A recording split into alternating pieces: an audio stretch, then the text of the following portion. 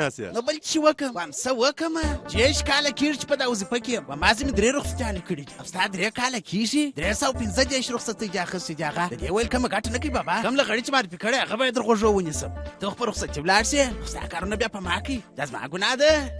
صاحب ما د فوټبال یو بازي درلودله واه صاحب د فوټبال بازي کوي خو ما بیا شپه ورځ کورنۍ به ټي وي ته کښېنولې بازي یې خو صاحب نه یې پکښې بابا که دی په ټي وي کې لیدلی دی داسې نه ده صاحب زموږ ټیم مشر ما ایسته کې زما پر ځای بلې ور واچوي صاحب ولې به اچولې اشه سمه ده وبې منم لوبغاړي ته خو به اوبه ورکړې صاحب زه لوبغاړی یم خدمتګار نه یم دلته غرور مرور نه چلېږي لوبغاړي باید ګرده کارونه وکړي سمه ده صاحب پر روانه بازي کې هغو ته خامخا اوبه ور وړم معنا پر روانه بازي کې ته نه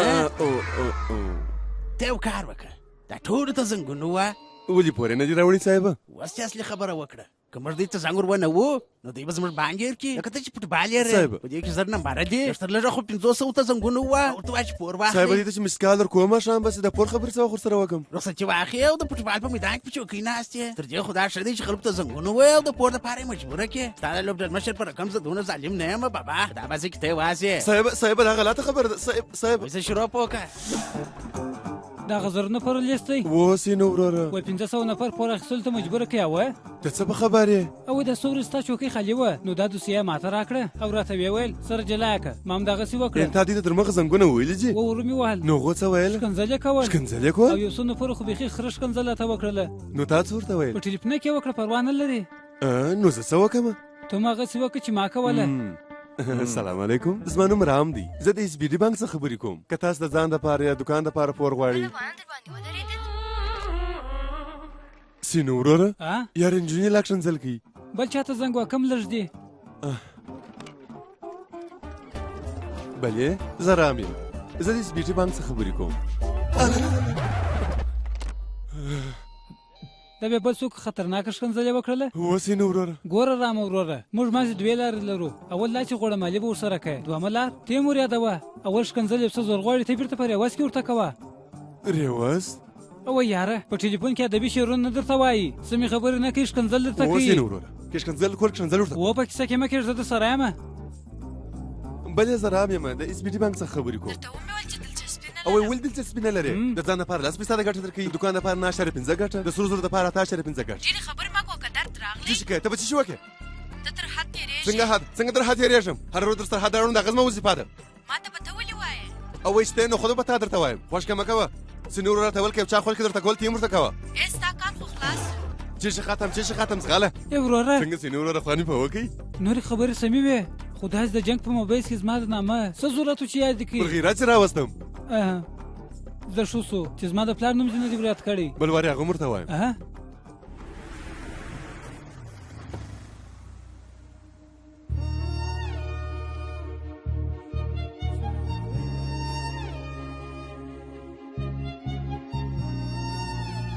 زه خو داسې نامي فوټبال کوم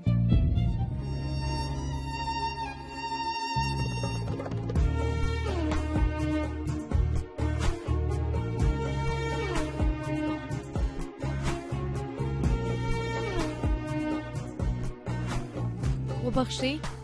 د رئیس شعبه چیرې ده اخواته مننه ری دا خو د اوسۍ په رقم ده داسې ښایسته اوسۍ ده چې لاس واروړې لاس یې پرې کېږي رښتیا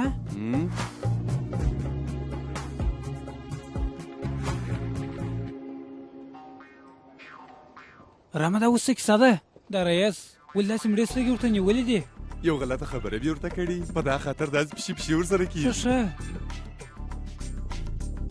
ارې هغه دلې راځي راځه د نامې لورې راځه دا غرم کرشنا ته زنګ والی و ګوره په ټلیفون کې چې بد اخلاقي کول هغه ته یې و هغه دی و نو څه به وکړې مننه چې راسره ملګري سوې سینه وروره ښه راغلې وروره چشتي وویل کومک سره کوئ د بانک رئیس نن د شنبې ورځ ده سبا رخصتي ده په دا خاطر دې پرېږدم دوشنبه 9:30 بجو ته زما اکاونټ رابند کړئ و اکسیس بانک ته ټولې پیسې واستوئ او د نامې لورې په دفتر کې سلام وکړم چې د شپې یو سرګټۍ چې ایسي ته کښېنستلې بیا فکر ستا مطلب څه دی د پور دپاره دی امرونه کوي فیصله څه وخت څنګه وکړم ته امر راباندې کوې یا هغې زما دا مطلب نه و ولې ناکه غوړه مالي ورسره کوې صاحبه زموږ په بانک کې د دې ورځ زر مشتریان نور هم شته سمه ده ستا اکاونټ بندوو زما په باره کې دې داسې وویل ویې ویل نو څه شي کوې اره رحم صاحب بیا دې ملګري شوم وروره د روغبړ خورا شوق لري او ته بیا د خندا رئیسه راته وایه قربان دوشنبه تر 10:30 بجو که چیرې تا زما ټولې پیسې اکسیس بانک ته نور واستولې نو زه به محکمې ته ولاړه سم او ته به فکر کوې ولاړم زه ستا په رقم ډېر دل راغلي ځه ورځه په بانک کې بیخي ډېر مشتریان دي خو دا زموږ د بانک دپاره ډېره مهمه وه بانک مې د دې دپاره خلاص کړی دی هېر مستر خالي ساتې د دغه نجلۍ دپاره مو دا څانګه خلاصه کړې ده ولې صاحب دا میلیونر ده بالکل ده ایشوریا نومیږي ایشوریا رای خو نه ده تر ایشوریا رای علاقه نه ده په هندوستان کې هم غټې کارخانې لري بابکه دې خبر یې که هغه وغواړي خپل بانک جوړولی شي نو چې دونه پیسې لري نو ولې خپل بانک نه جوړوي هغه بانک خلاص کړي نه کې خلاص خو ته په خپله خوله خامخا خلاصې زه نور پیسې نه پوهېږم هغې ما ته یوه ورځ وخت راکړئ هغه یوه ورځ وخت زه تاسې درکړو د هغې اکاونټ باید په دې بانک کې پر صورت وي که نه نو تاسې دواړه په دې بانک کې نه دا زما صاحب دا څه شي زنګ دی نه مې دی لیدلی صاحب ټلیفون زنګ دی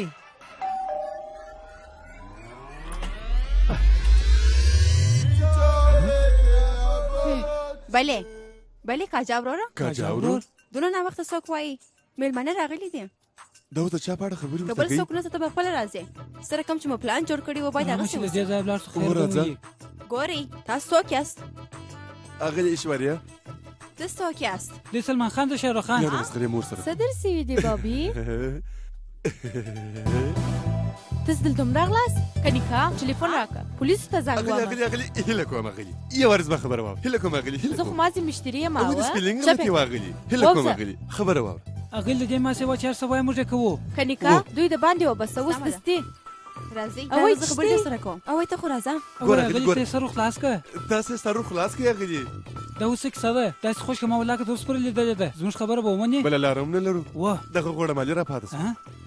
که نکاح ته څه کوې ګوره ستاسو ترو تر منځ ته مشکل دی زه نه یم خبره خو دې اوس موږ هره خبره مني نو کاجا وروره نټه وکړه یا اوی رخصتي مو ټوله ضایع کېږي ته ودرېږم راس یاره خپل شرم پر وغواړو یا دغه دپاره دا خلک سمه ده ته یې مه کوه ما ته راپرېږدم بیخي نه ته د هغو په اړه هېڅ اوس معلومات د نه هغو لرې حالت ډېر خراب دی ته یې ګورې ودرېږم زه ټوله کار سموم که نکاح اغلې څه وویله زما شریک ته ډېر درد ورغلی دی ښه تاسې په رقم سر خلاص کړئ که نه موږ به د وظیفې سپسې واخلي نو دا به موږ ته څه ګټه وکړي ځینې وروره نو تاسې زموږ څخه څه امید لرئ ګوره سیده لولۍ ته مه ځه اول چپه وګرځه 200 متره وروسته راسته وګرځه د هغه وروسته په چپه لاس کې څلورم او دوکان علت خو الکول خسیر دکان کمه دی زه هم د هغه خبرې کوم ار هلته ورسه او 8 بوتل بیر راوړه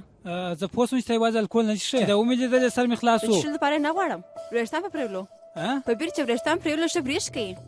او دغه دپاره خو ته مطلع سې موږ ولې ورسو د مور د شیدو او د پوډري شیدو فرق در معلوم دی دا د بیره او شیدو یې بیا سره څه زما هم سر نه په مطلب خلاصېږي دې پوه کوم که وظیفه وظیفه غواړې غواړو درځه سینه وروره که نه د لمبېدو دپاره هم بیا راباندې راغواړي ګوره د هغې خوا یو څه یخې هم سره راوړه درته راوړم یې سمه ده څونه مخ دی چا خو به نه یاست لیدلې دا غلې خوش کې ولاړه تاسو په شی نه یاست خبر بیا غلطي وکړئ او د بخښنې لپاره تر دروازې پورې راسئ ووځئ چې هر څه وایه موږ یې کوو سوا په ټلیفون کې ادرس درښایم هلته راسئ ټوله کار سمه سمه ده سمه غلي هېڅ خبره نه ده ویې ساته سینه ورور خطا ایسته دی وبخښئ زه مسخرې نه سره لرم وبخښئ زه لارې دې وه نو د پیسې څوک ورکړي ته پیسې غواړې که وظیفه غواړې وظیفه غواړو ته بیر غواړې ای پیزا راوغواړه ډېره وږې یم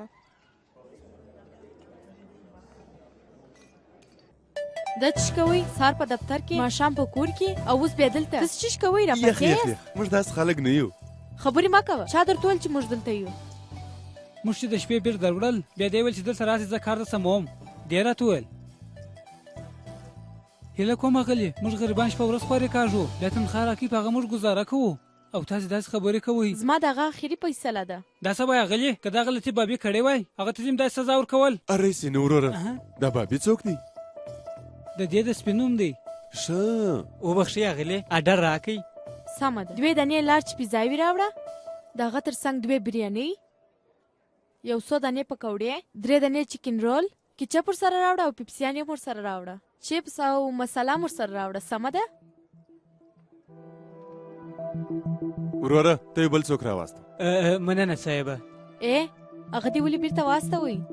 هغه نوی دی اغلي لباس یې زوړ دی خو بوټونه یې نوي دي د آډر د لیکلو پر وخت لاسونه ریږدېدل د هغه پر مخ دا معلومېدله که غلطي وکړه د وظیفې څخه پسې اخلي. آډر راکئ.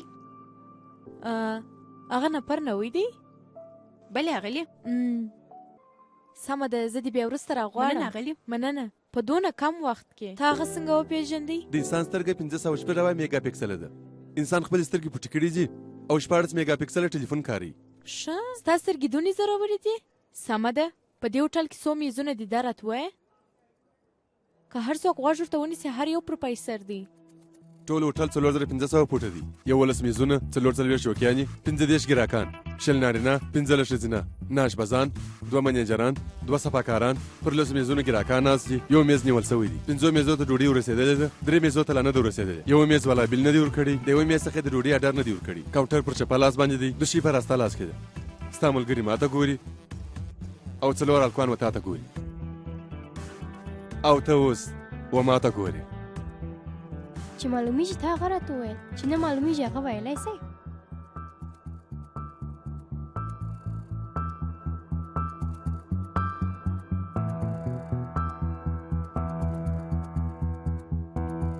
اغلې ته خو زموږ خبره واوره. اغلې هغې چې پوښتنه وکړه ما هغه ورته وویله. اغلې زما خبره واوره، دا زموږ مشکل حل کړه اغلې.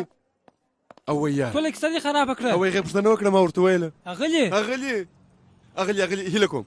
کوم هیله کوم موږ وبخښه. رئیس ته زنګ ور ووه. اغلې زنګ ور ووه. اکاونټ ول بانک ته اړه که موږ د وظیفې څه پسې اخې. تاسو په ما مه پسې کېږئ، تاسو چې هر څه وایئ زه هغه کومه. بیا نو ته ورته وایه چې اکاونټ نه اړو. سمه ده صاحب. اغلې ستا سره خبرې کوي یو ګړی. اغلې رئیسه.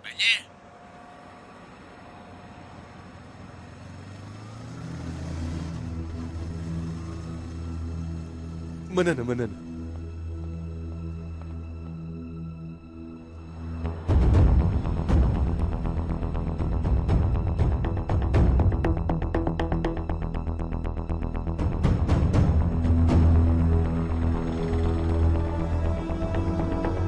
سار بخیر صاحب. سار بخیر.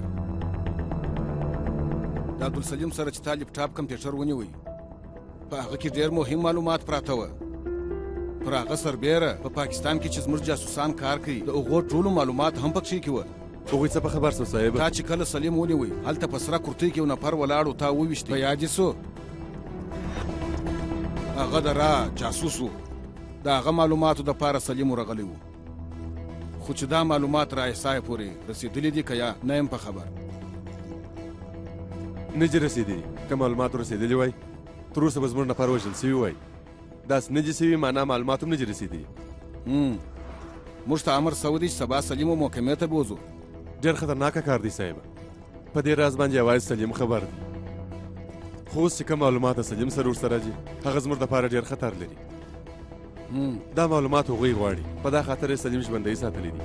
نو معلومدار یې د سلیم د تښتولو پلان جوړ کړی.